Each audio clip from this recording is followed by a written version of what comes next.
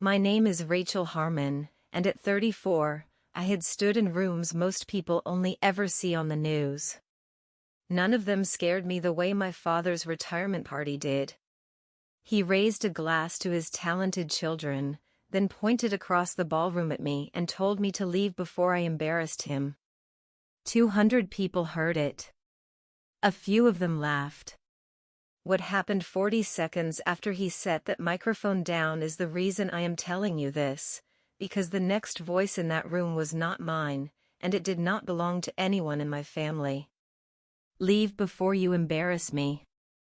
Those were the last words my father ever said to me as a stranger. Welcome back to Calm Drama Stories, where the quiet ones finally get the last word and dignity does the talking. If you have ever been underestimated by the people who should have known you best, you are going to feel this one. Drop a comment and be sure to subscribe, because the moment my father stopped smiling is coming, and I want you in the room when it does. I drove 50 minutes from my place near Fort Meade to the Caldwell Club that evening, and I spent most of it talking myself into staying an hour. The dress felt wrong on me. I had worn the same boots in 3 countries, and a borrowed gown made me feel like a costume of myself.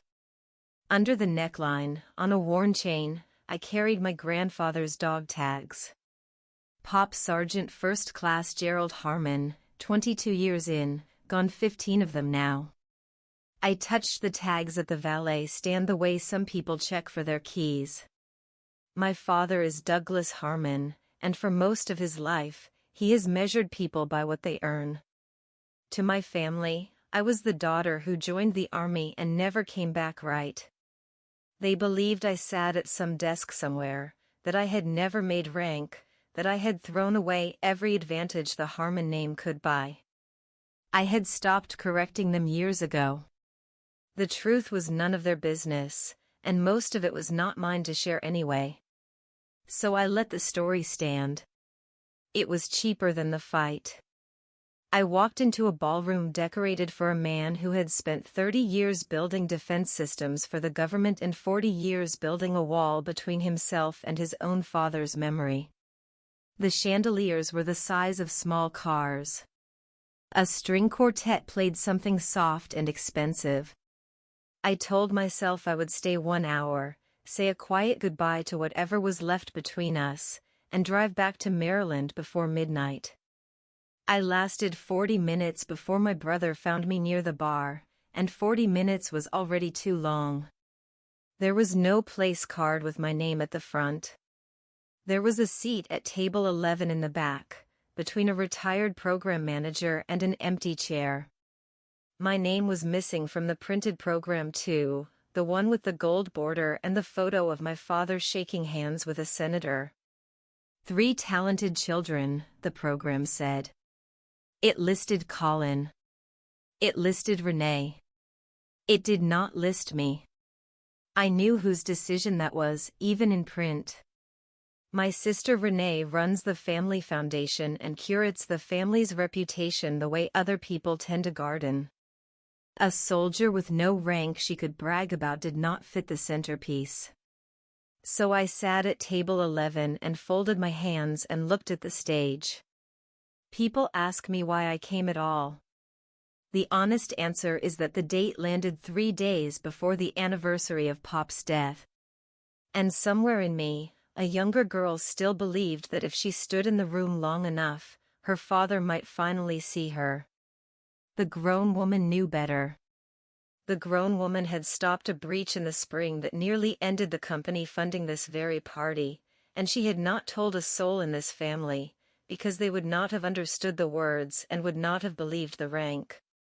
I came to close a door quietly, the way you close a door on a sleeping house. I did not come to make a scene. I sat there and watched a man I shared blood with shake every hand in the room, and I waited for the part of the night where he would pretend I was not in it. Colin found me before the salads came. My brother is 40, 6 years older than me, and he has spent 20 of those years as the son who stayed. He is a vice president at Mercer Holloway now, with a corner office and a title that means he forwards other people's decisions upward. "Still playing soldier," he said, and he smiled like it was affection. "You clean up okay, Rachel." For a grunt. I told him it was good to see him, too. He leaned on the bar and told me about his quarter, his numbers, the deal that almost closed. He has always talked about himself the way nervous people talk, to keep anyone from getting a word in that might land. What he did not say, but what I could read on him like weather, was that he was watching the head table. The chairman of the company was at this party, and Colin wanted her to see him laughing at his father's right hand. "Dad's worried you'll feel out of place," he said. I told him you're used to roughing it. I asked him how the kids were. His daughter, Lily, is 12. He waved the question off and checked his cufflinks.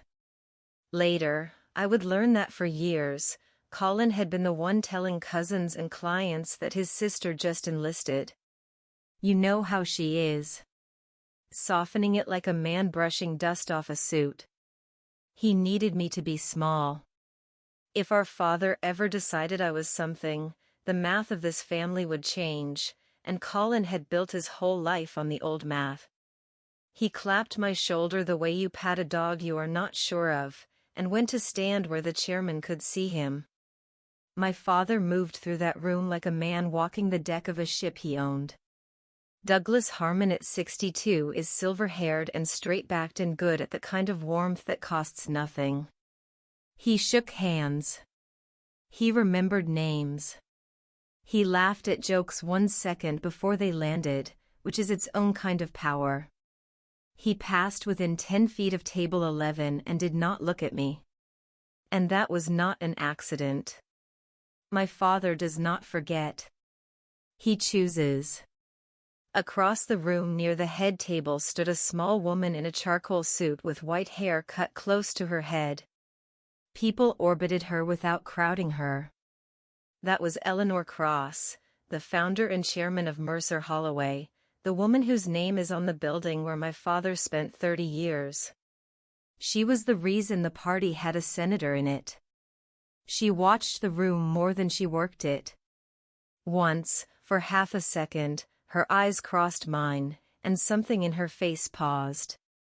The way a word pauses on the tip of your tongue. Then a board member pulled her attention away, and the moment closed. I thought nothing of it. I had a lot of practice thinking nothing of things. My father reached the head table and Eleanor offered him both hands, and the photographer caught it, and the room glowed at the picture of a great man retiring well. He shook every hand in that ballroom that night. Mine he forgot on purpose, in front of 200 people. And the strange thing is I almost respected the discipline of it. It takes effort to erase your own child so cleanly. He had been practicing my whole life. The first time, I was 17, and we were standing in the kitchen in Westfield. I said I had applied to West Point. I said it the way you set down something fragile. My father did not yell. He set his coffee on the counter and looked at me like I had tracked mud across something clean. "You'll embarrass this family," he said. "Soldiers are people who run out of better options." Behind me, Pop made a sound in his throat. Pop had come for Sunday dinner in his good flannel. He had spent 22 years in the army earning ribbons my father kept in a drawer he never opened. My father could not look at his own father without seeing a man who died in a rented room with a folded flag and almost nothing else. That was the wound. To Douglas, the uniform meant poverty and absence, a man who was always somewhere else serving something that never paid him back. He had built a fortune to prove that life was a mistake. And here was his daughter choosing the mistake on purpose, in his kitchen, with his father standing right there nodding. He never forgave the timing. I did not understand all of that at 17. I only knew that the man I wanted to make proud had already decided I was a disappointment, and that the only adult in the room who looked at me like I had done something brave was the one my father was ashamed of. Pop walked me out to my car that night. He pressed something cold into my hand and folded my fingers over it. I did not look at it until I was 3 miles down the road, and by then I was crying too hard to see it clearly. Anyway, back at the party, the humiliations came small and steady, the way they always had. Renee floated over with 2 donors in tow and looked me up and down. "We weren't sure you'd come," she said. "In that?" One of the donors laughed politely. I smiled and told her the dress was borrowed, which was true, and that I was used to a uniform, which was also true. And I let the second sentence sit there long enough for the smarter donor to feel uncomfortable. Renee's smile tightened. She moved her donors along like a tour guide steering tourists past a closed exhibit. I did not chase her. You learn in my line of work that the loudest move is rarely the strong one. I want to stop here for a second. If you grew up being the family's footnote, the one they explain away at parties, you already know the arithmetic. You can be completely right and still be the smallest person in the room. You can be calm and have it called cold. Be private and have it called arrogant. And there is no winning that argument while it is happening. So you stop arguing. You let them be wrong. And you keep your hands steady. Stay with me tonight, because the arithmetic in that ballroom was about to change, and not because I changed it. Hit subscribe so you do not miss the turn. I went back to table 11 and drank water and watched my niece Lily across the room. 12 years old in a dress she clearly hated, watching me back like I was the only interesting thing at her grandfather's whole party. I gave her a small salute. She lit up like a porch light. I went looking for a quiet hallway around 8 o'clock, the way I do at any event longer than an hour, just to stand somewhere no one is performing. I found one off the coat room, and I found my father and my brother already in it. They did not see me. My father had index cards in his hand. He was practicing the toast. "Keep it about Colin and Renee," my brother was saying. "The numbers, the foundation. People love that." My father nodded, flipping a card. "And Rachel?" he asked, not warmly, just as a logistics problem. Colin laughed. "Honestly, make a joke of it. Light. Something about her roughing it. People will love that too. Better than pretending she's not here." My father looked at the card, then at my brother, and I watched him decide something in the space of 2 seconds. "Light," he agreed. I stepped back before the floorboard could give me away, and I walked to the bathroom and ran cold water over my wrists, an old trick for slowing your pulse before something hard. I had come to say a quiet goodbye. I had not planned on being a punchline in the closing remarks. I stood there and considered just leaving, slipping out the side before the speeches, driving back to Maryland with my dignity folded small and intact. That would have been the easy door. I had walked through a lot of easy doors in this family. Instead, I dried my hands and went back to table 11 and sat down, because some part of me, the 17-year-old part, wanted to be present for whatever my father had decided I was worth. I did not yet know what he was going to say. I only knew he had practiced it. Lily escaped her mother and slid into the empty chair beside me before dessert. "Are you really in the army?" she whispered, like it was contraband. I told her I was. She asked if I had ever flown a helicopter, and I told her no, but that I had kept much more dangerous things in the air. She did not understand that, and she did not need to. She just wanted a grown-up at this party who was glad to see her. I was. We talked about her science fair project, something on encryption she had clearly been told not to bother explaining to anyone. I let her explain all of it. The bartender, an older man with a flat top and a Marine Corps ring, refilled my water without being asked and gave me a small nod. One of those nods that crosses every branch and every war and just means, I see you. He had clocked my posture an hour ago. People who served can always find each other in a room full of people who didn't. Around us, the dinner chatter carried fragments. I heard a man at the next table mention something about the scare back in the spring. How Mercer Holloway had nearly lost a government program.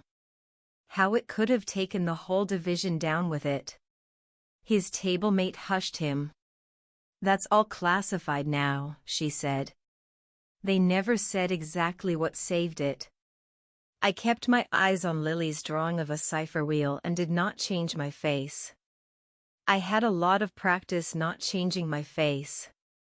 But under the borrowed dress, my grandfather's tags lay against my chest, and for 1 second they felt warmer than they were, the way the truth does when it is sitting right next to people who will never guess it.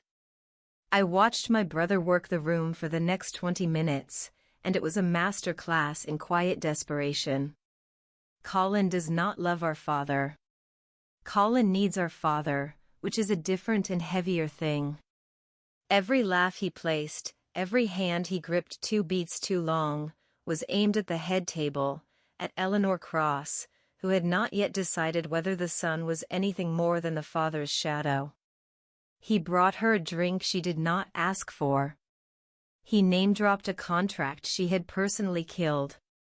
She thanked him with the precise politeness powerful people use to end conversations, and he did not notice he had been dismissed. I almost felt for him. Almost. Because I also watched him intercept a cousin who had asked innocently what exactly I did over there. I watched my brother answer for me. Rachel enlisted years ago. Bounced around. You know how she is. Never really found her footing. He said it kindly. That was the worst part. He said it the way you describe a relative's bad luck. And the cousin nodded, sympathetic. And the story of me got told one more time by a man who had never once asked me a real question about my life. He had been narrating me to this family for 2 decades, and I had let him, because correcting him meant explaining a job I was not allowed to explain to people who had already chosen the simpler version. Colin straightened his jacket and headed toward the stage area where my father was checking the microphone. He wanted to be in the photographs. He wanted to be standing close when the great man spoke. He got his wish, and it is the only thing that night that went the way he planned. Let me tell you what they thought I threw away, and what it actually cost. West Point does not care whose daughter you are. I arrived at 18 with a duffel bag and a chip on my shoulder and got both knocked flat by the end of the first summer. I learned that I was not special, which is the most useful thing anyone ever taught me. I commissioned at 22. I spent my 20s learning a trade that lives in rooms with no windows, the kind of work where the threats are invisible and the losses are someone else's funeral. I missed 2 of those funerals because I could not say where I was. I missed birthdays. I missed the slow years where you are supposed to build the small, ordinary closeness that families run on. And I did not get to explain why. And after a while, the not explaining became a habit. And the habit became a wall. Major comes around the 10-year mark. If the boards like you, sometimes sooner. The boards liked me. I did not call home to announce it. By then, a phone call to Westfield was a transaction, not a comfort. And I had learned to let people be wrong about me, because the truth required clearances none of them held. My weakness, if you want the honest one, is that I carry too much alone and call it strength. I had turned silence into a fortress and then been surprised that it was lonely inside. So no, I did not lose my footing. I planted it somewhere they could not see, in service they were not cleared to know about, and I let my own family bury the woman I actually was under a story that was easier for everyone but me. That is the part one am not proud of. Earlier that afternoon, before the club, I had stopped by the house in Westfield. Renee had asked me to pick up a framed photo of our father she wanted on the gift table, and asking me to fetch things is how my sister includes me. The house was the same and smaller, the way childhood houses always are. I let myself in with the key under the third flower pot, the one that has been there since I was 9. The gift photo was on the mantel beside the worn family Bible my mother used to read at the kitchen table while she waited up for him. My mother, Carol Harmon, gone 18 years, breast cancer when I was 16 and still thought my father might come around. I picked up the Bible without meaning to, just to feel the weight of her in it, and a folded sheet of paper slid out from the back and landed on the carpet. My name was on the outside in her handwriting. Rachel. Not Colin, not Renee. Rachel, in the careful cursive she used when she wanted to be sure I would listen. I stood in my dead mother's living room holding a letter I had never seen, with one foot already turned toward the party I did not want to attend. And I almost put it back. Almost. I told myself I would read it later. I told myself a lot of things in that quiet house. In the end, I folded it once more, tucked it into my clutch, and carried it with me to the Caldwell Club without opening it, because some part of me knew that whatever my mother had needed to tell me, she had needed to tell me badly enough to hide it where only grief would find it. The speeches were getting close. You could feel it in the room, the way conversation thins out before a storm. Renee used the lull to take one more pass at me, this time with an audience of 3 foundation donors she clearly wanted to impress with her grace under family strain. "We're just so glad Rachel could make time," she announced between them. "What is it now, her postings?" She made the word postings sound like odd jobs. "Some of us built things you can actually see." One donor chuckled. The other 2 did not, because the other 2 had been watching me for 10 minutes and could not quite place why the quiet woman at table 11 held herself like she owned the floor. I set down my water. "It's a beautiful party, Renee," I said. "You did a wonderful job hiding me at the back. Most people couldn't make it look this effortless." "It was not cruel. It was just true," said evenly. And the smarter of the 2 silent donors actually laughed, a real one, surprised out of her. Renee's color rose. She gathered her people and left. And across the ballroom near the head table, Eleanor Cross was watching the whole small exchange over the rim of her glass. Her head tilted half an inch, the way you tilt your head at a name you are trying to remember. I did not see it then. I was busy keeping my own pulse flat and my own hands still, reminding myself that I had come to close a door, not to win a room.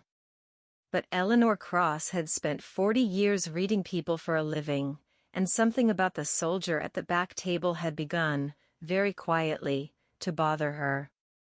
I slipped out to the same quiet hallway before the toast, and this time it was empty, and I opened my mother's letter. "I will not give you every word. I will give you the one that mattered." She wrote it in the last spring she was alive, when I was 16 and applying. And she had hidden it because she could not bring herself to say it out loud while she was dying. "My darling," she wrote, "I need you to know the truth before you decide who your father is.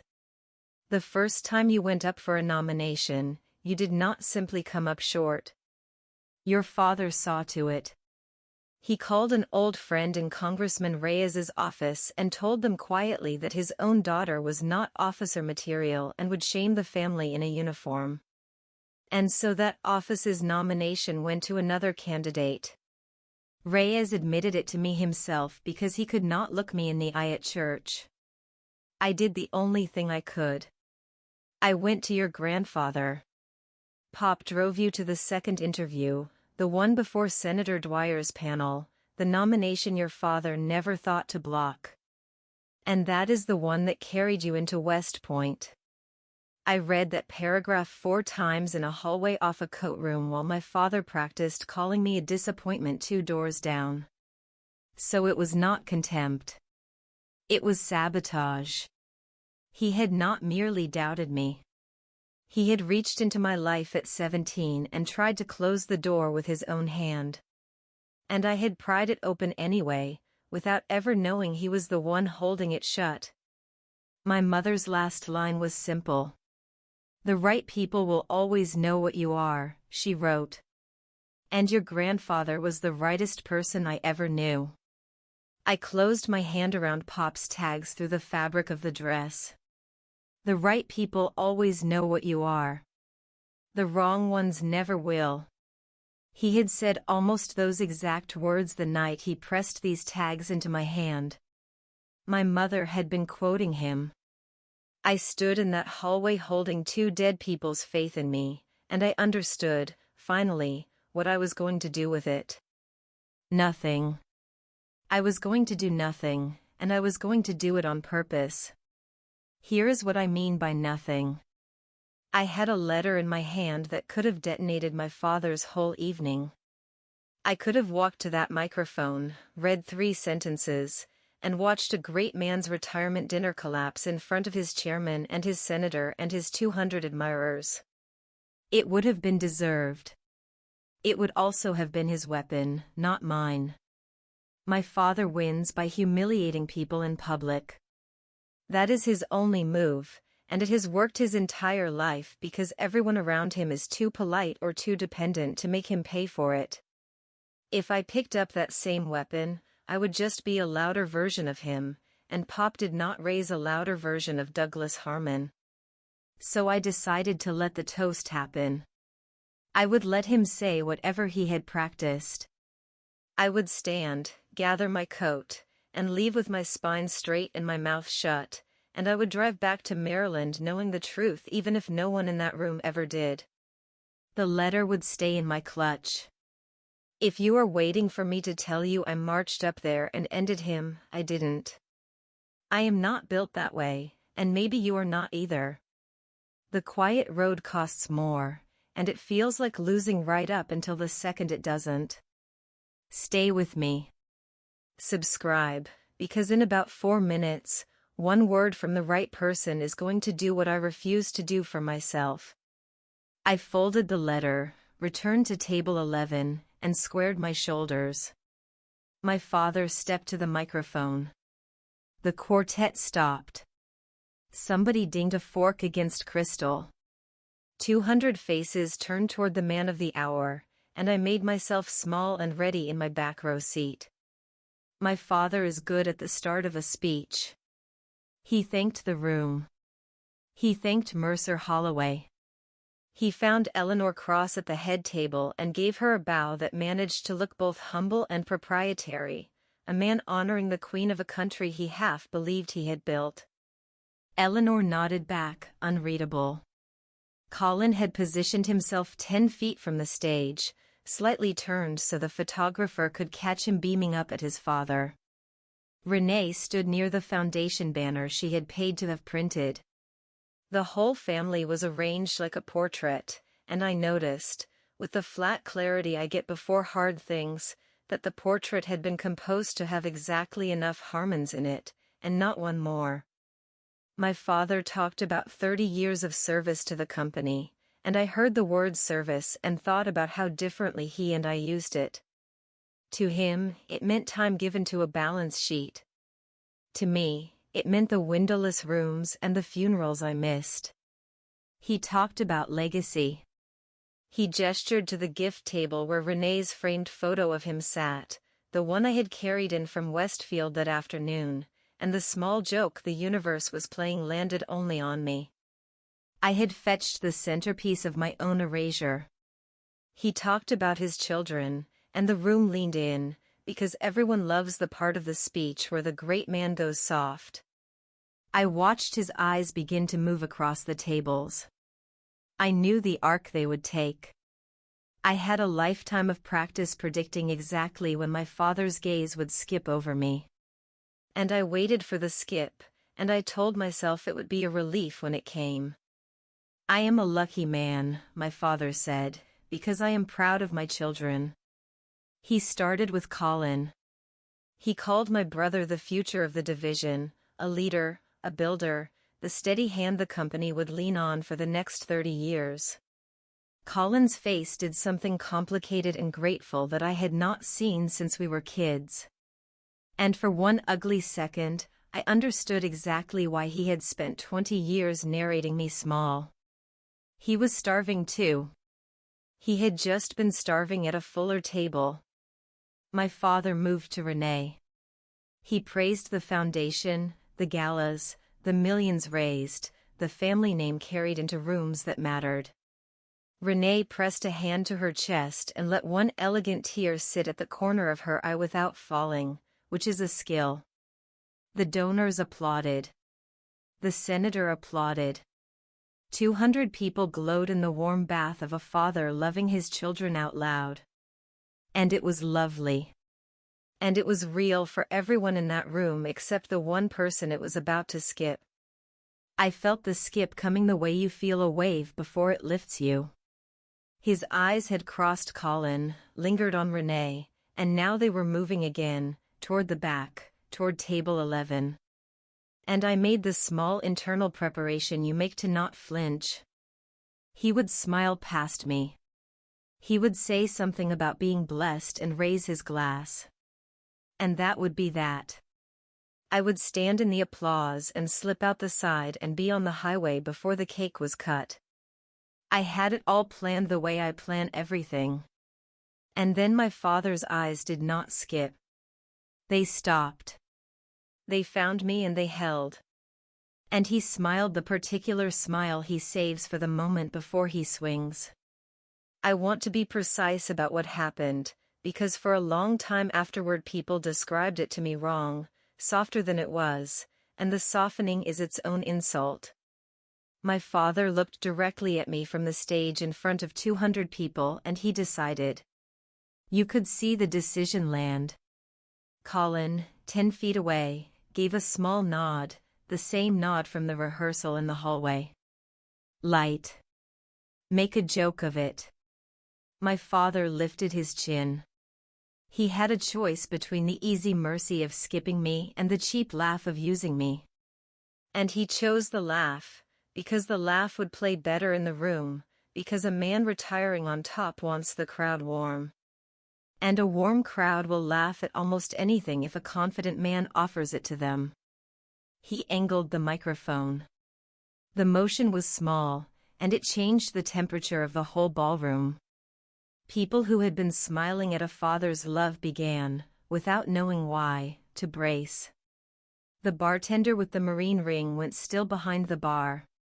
Lily, beside her mother now, looked from her grandfather to me and back, 12 years old and already smarter than the room. Eleanor Cross set down her glass. I sat very straight at table 11 with my mother's letter in my clutch and my grandfather's tags against my chest, and I thought, with the calm you learn the hard way, all right. Say it. Whatever you practiced, say it and let me go. My father opened his mouth. The quartet did not play. The forks did not ding. The most expensive room I had ever sat in went quiet enough to hear the ice settle in 200 glasses. And my father, smiling, lifted his hand and pointed it across all of them, straight at me. I am proud to have such talented children, my father said, and let the warmth hang there one more beat. Then he tipped his head toward table 11. Except for that low-ranked soldier in the back. A ripple went through the room, the uneasy sound a crowd makes when it is not sure yet whether something is a joke. He gave them permission. He smiled wider. My youngest.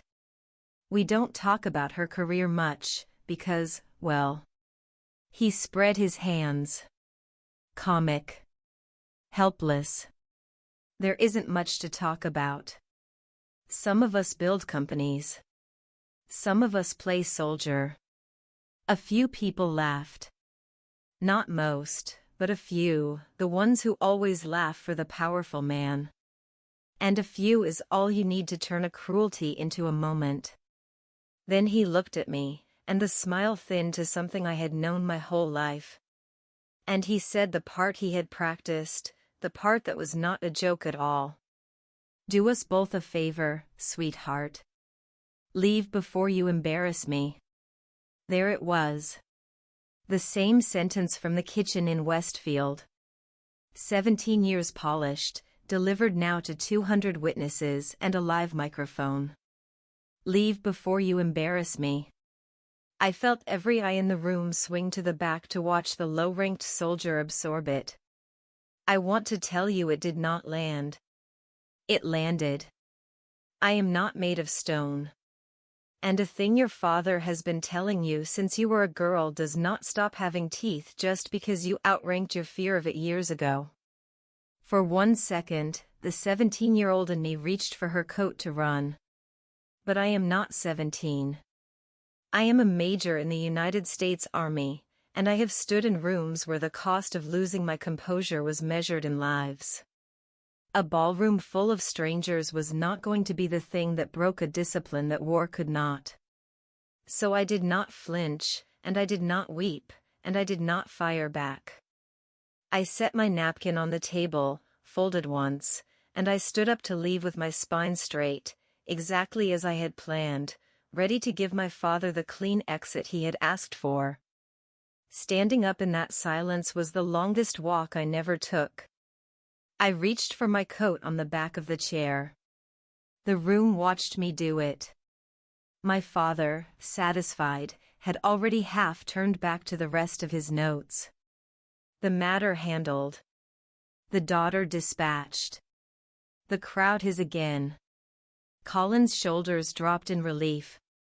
The danger passed. The old math intact. His sister leaving small, the way she was supposed to. Renee found something fascinating in her own hands. The 2 donors who had laughed at the dress were not laughing now, and the bartender's jaw was tight, and Lily had both hands pressed over her mouth. Nobody said anything. That is the thing people get wrong about public cruelty. They imagine someone always stands up for you. Usually, no one does. Usually, the room just lets it happen, because the powerful man is the one signing the checks and renewing the contracts and inviting them to the next party. And your dignity is not worth their discomfort.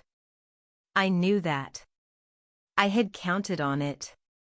I got my coat over my arm and I lifted my chin and I took my first step toward the side door, planning to be gone before he reached the next index card. Planning to drive north in the dark and let this be the last family event of my life. I had made it exactly 1.5 steps. My hand was on the strap of my clutch. And into the dead quiet of that ballroom, from the direction of the head table, from a woman who answered to no one in that building, came a single word, low and clear and absolutely certain. The kind of word that stops a room not by volume, but by weight. Wait. Eleanor Cross was on her feet. She did not raise her voice. She did not need to. When the chairman of the company stands up during the guest of honor's toast, every head in the room turns, and every head turned. My father turned too, the smile still half on his face, the index card still in his hand. A man who did not yet understand that the floor had shifted under him.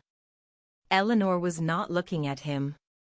She was looking at me, across the whole length of that ballroom, with the focused stillness of someone matching a face to a file. She took 2 steps away from the head table. "I'm sorry," she said into the silence, to me. "I have been trying to place you all evening." She tilted her head that last half-inch. "Stand in the light a moment, would you?" I did. I did not know why yet. The chandelier caught me, and she studied my face the way you study a photograph you have seen before in a very different context. In a briefing room, maybe. Or at the bottom of a report stamped in red. Her eyes widened just slightly, and something moved across her face that I can only describe as recognition arriving all at once. "I know you," she said softly. And then louder, clear enough to reach table 11 and the stage and the senator and every single person who had just watched my father call me a low-ranked soldier. "You're Major Harmon." The room did not gasp. It did something quieter, and worse for my father. It froze. 200 people held still in the exact instant of understanding that the woman at the back table, the embarrassment, the punchline, shared a last name with the man at the microphone, and that the chairman of the company had just called her Major. My father's hand opened. The microphone hit the floor. The feedback squeal from the dropped mic was the only sound for 3 full seconds. Eleanor Cross did not enjoy them the way I might have in her place. She just walked toward me, unhurried, until she was close enough to speak without performing, though the whole room strained to hear. "Major Rachel Harmon," she said. "Spring of this year. The intrusion into the Sentinel program." She watched my face for confirmation, and because she had earned the truth and my father had not, I gave her a small nod. "I was briefed personally," she told the room, turning now so they could all hear it. "We were 9 minutes from losing a classified federal program that this division has staked its entire future on. If that program had been compromised, Mercer Holloway does not survive the year. 2,000 jobs, this building, that pension you are all here to celebrate." She let it sit. The work was sealed at the time. The names came to a few of us later, in a closed briefing. A name and a service photograph I have apparently been carrying in the back of my mind all evening. I sat in the room when the general told us a small team had caught it, contained it, and traced it back, and that the officer who led that team had refused the public credit because the mission still mattered more than the medal. She looked at me. "That was you." It was not a question. I held her eyes and I said the only thing the moment required, evenly, with no drama in it at all. "It was my team, ma'am. I had the privilege of leading them." That was all. No flourish, no turn toward my father. I did not point at anyone. I did not raise my voice or my mother's letter. I simply confirmed a true thing to the one person in the room who had a right to know it. And the truth did the rest, the way the truth does when it finally gets a witness with enough weight to make it stick. I have watched rooms change fast in my career, but I had never watched one resort itself around a single sentence the way that ballroom did. 200 people were quietly rewriting the entire evening in their heads. The low-ranked soldier was the officer who had saved the company funding the party. The embarrassment was the reason the man at the microphone still had a pension to retire on. The donors who had laughed at my dress would not meet my eyes. The senator was leaning toward an aide asking a question. And my family. My father stood beside the fallen microphone with his mouth slightly open. For the first time in my life, I watched Douglas Harmon be unable to find the next thing to say. Colin had gone the color of paper. His whole net worth in this family was built on me being nothing, and the foundation had just dropped out of his sky in front of the exact woman he had spent all night trying to impress. He looked at Eleanor Cross and understood that she now knew his sister had saved the company while he forwarded memos. And you could see the math of his entire life recalculating behind his eyes. Renee had both hands at her mouth. Lily, my 12-year-old niece, was crying and grinning at the same time, the way kids do when the right thing finally happens and they do not have the words for it. And I stood there in my borrowed dress, perfectly calm, my coat still over my arm, and felt the strangest thing. Not triumph. The room expected triumph from me, was braced for me to finally let them all have it. I did not want to. I had stopped needing this room's opinion a long time ago. I just stood in the light my mother had promised me, and I let them see me, and that was enough. Here was the moment I had been handed, the one the whole room was waiting for me to take. I had the letter in my clutch. I had my father stunned and silent for the first time in his life. I had 200 witnesses and the chairman of his company standing at my shoulder. I could have read 3 sentences of my mother's handwriting and ended him completely. I could have told them all that he tried to keep his own daughter out of the academy at 17, that the man being honored for a lifetime of building had once spent a phone call trying to tear something down. The room would have devoured it. He would never have recovered. And I looked at my father across that frozen ballroom, at the index cards going soft in his hand, and I decided again to do nothing with the weapon. Not out of mercy. He had not earned mercy. I did it because of a thing my grandfather told me the night he pressed these tags into my 17-year-old hand, idling at the curb while my father refused to come out of the house. "The right people always know what you are," Pop said. "The wrong ones never will. So stop spending your life trying to convince the wrong ones." He was right. Eleanor Cross had known me in 9 seconds. My father had not known me in 34 years, and reading him a letter would not change that. It would only make me the loudest person in the room, which is the one thing I have spent my whole life refusing to be. So I did not reach for the letter. I turned instead to the chairman and I said, quiet enough that my father had to strain to hear it from the stage, "Thank you, ma'am. But I think I'll still be going." My father found his voice when he heard me say I was leaving, and it came out wrong, scrambling, a man grabbing for a railing that was no longer there. "Rachel, wait now. Hold on." He set down the cards. He came toward the edge of the stage with both hands out, and the warmth was back on his face, except now it was desperate. And desperate warmth on Douglas Harmon looks like nothing I had ever seen. "Folks, I think there's been a misunderstanding," he said, reaching for the room, reaching for control. "Of course I'm proud of her. My daughter, the major. That was family ribbing. You know how we are." He laughed, and it cracked. No one laughed with him. He turned to Eleanor Cross like a man appealing to a judge. "She gets her grit from me, Eleanor. I always told her. I always pushed her to be tough." That was the moment he tried to fold me into his own glory. To make my rank a thing he had forged. To stand in the light I had earned and call it his workmanship.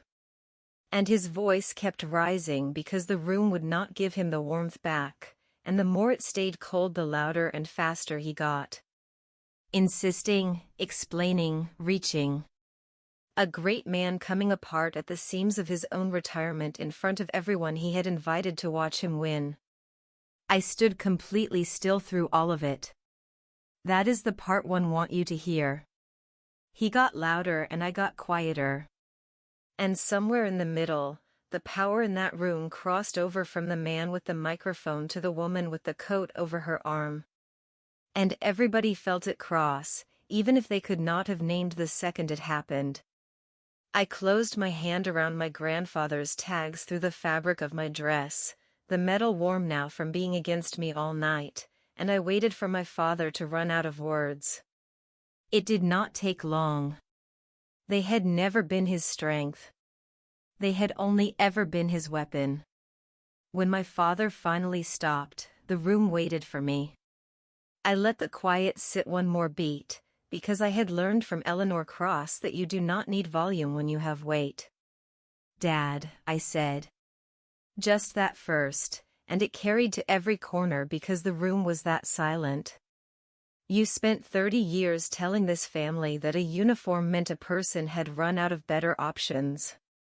I kept my voice level, conversational almost, the way you talk to someone you have stopped being afraid of. I didn't run out of options. I chose this one. I chose it at 17 in your kitchen while you told me I'd embarrass you. And I have chosen it every single day since, in rooms you will never have the clearance to hear about. He started to speak and I did not raise my voice. I just kept going. And the not raising was what stopped him. You tried to take it from me once. I know that now. And I made it anyway. I let that one land. Soft. No letter, no names, no evidence waved in the air. Just a quiet, true sentence dropped into the space between us. Enough that he knew exactly what I meant. And the room only knew that it meant something. His face told everyone the rest. So no, I said. I won't stand up here and be your grit. I won't be the daughter you finally noticed the minute she turned useful in front of your boss. And then I said the thing I had been carrying toward this room my whole life without knowing it. I didn't come to be claimed. I came to say goodbye. And I'm glad I got to do it with the lights on. I picked up my clutch with my mother's letters still folded inside, unread to all of them. Mine. My father reached the edge of the stage with my name in his mouth and nothing behind it. And for once in my life, I did not wait to see if he would say it right. Eleanor Cross spoke once more before I went, and she did it for the room, not for me. Major Harmon, she said, and she said the rank slowly so everyone could hear it set into place like a bolt. On behalf of a company you will never be allowed to take public credit for saving. Thank you for your service. The door is always open at Mercer Holloway. She added, with the driest glance toward the stage, though I suspect you outrank most of the offers in this room. A few people laughed, and this time it was real, and it was not at me. The senator stood and shook my hand on my way past his table, briefly, the way men in his position acknowledge something they cannot put on the record. The two donors who had laughed at my dress now wanted to talk to me, and I let them not get the chance. Colin did not move from his spot 10 feet from the stage. He had spent the whole night trying to be standing close when the great man spoke, and he had gotten his wish, and now he was simply the man standing closest to the wreckage, the one the chairman had watched while his sisters saved the company. As I came level with the stage, I looked at my father one last time. And for half a second, the great man's face fell all the way open, and underneath it I saw a boy. I saw the boy who had stood at the edge of a rented room beside a folded flag and almost nothing else. Who had decided that day that the uniform took everything and gave back nothing, and who had spent the rest of his life proving it true so he would never have to grieve it. I understood him in that half second. I want to be honest with you. Understanding him did not make me forgive him, and it did not make me stay. It just made the leaving quieter. Then the half second closed and his face shut again, and he was only my father, alone on a stage with a dropped microphone. I did not storm out. People expect the storm, and there was no storm in me. I walked the length of that ballroom at the pace I would walk anywhere. Past table 11, where my water glass still sweated. Past the gift table with Renee's framed photo of the man of the hour. Past the bartender, who came to attention behind his bar and held it until I had passed. One old soldier saluting another with the only thing he had. I stopped only once. Lily had pulled free of her mother and run to the edge of the room, and she caught my hand, 12 years old, fierce, whispering, "Are you really a major?" I knelt down to her level the way Pop used to kneel down to mine. "Really," I said. "And you're really good at encryption, so finish that science project." She nodded hard like I had given her an order. I suppose I had. I straightened up. Eleanor Cross caught my eye across the room and gave me one short nod, peer to peer, and I returned it. My father said my name once more from the stage, softer this time, almost a question. I did not turn around. I had spent 34 years turning around for that voice. The door to the Caldwell Club was heavy and cold, and it opened onto a parking lot full of ordinary cars, and the night air hit me, and it was just air, clean and quiet and free of all of them. I found my car. I set my mother's letter on the passenger seat where I could see it. And I drove north toward Maryland, toward my own small life that no one in that room had ever bothered to understand. And for the first time I could remember, I did not feel small at all. The fallout was quieter than the movie's promise, and more permanent. My father's retirement did not get the soft golden ending he had planned. People remember that party now as the night Douglas Harmon humiliated the officer who saved the company. And you cannot unring that in a town where everyone golfs together. 2 of his oldest colleagues stopped returning his calls. Eleanor Cross did not extend the consulting offer he had been quietly expecting. Colin's name came off the short list for the promotion he had been circling, because the chairman had seen, all in one evening, exactly how the brother spent his energy. None of that was my doing. I never said another word about any of them. They simply got measured, finally, in front of the one person whose measurement counted, and they came up exactly as short as they always had. 3 weeks later, my father sent a text. It was 4 sentences, and none of them were the word sorry. But the last one said, I didn't know about the Sentinel thing. Which was true, and was also the whole problem, because he had never once asked. I wrote back 2 lines. I told him that if he ever wanted to know his daughter, the real one, the door was open, but that I would not be coming to be displayed, and I would not be coming to be apologized to in public to fix his image. Honest and private, or not at all. He has not answered yet. He might never. I made my peace with that somewhere around the state line on the drive north, and the peace has held. You do not get to choose whether your father sees you. You only get to choose whether you keep waiting in the dark for him to turn on the light. I drove out to Pop's grave that next weekend, the way I do every year around the anniversary, with coffee for me and nothing for him, because he never wanted anything. It is a small stone in a veteran's section, flush with the grass, his name and his years and his rank. Sergeant First Class. A rank my father once called the proof of a wasted life. I sat in the grass and told him what happened. I told him about the dropped microphone and the chairman and the word major landing in that frozen room. I told him I did not read the letter out loud, that I let the wrong people stay wrong, the way he taught me. I took the tags off my neck, the ones he pressed into my hand at 17, and I held them in the sun for a while, warm from being against me all those years. Then I put them back on.